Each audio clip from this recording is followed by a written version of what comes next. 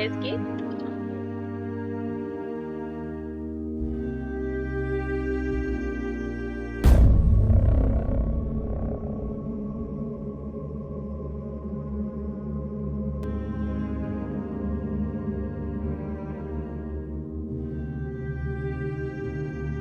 Soyayya kike so na yi da soyayyar ki ne?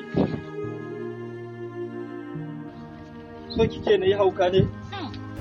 Da kin san irin san da nake miki, da kin daina gaya mugayen kalamai daga baki. Khalid, matukar zan gano mai kama da kai, ba ma kai karan kanka ba na tsane shi, balanta na kai karan kanka. Khalid, na tsane ka, ba na son ka, na tsani mai son ka.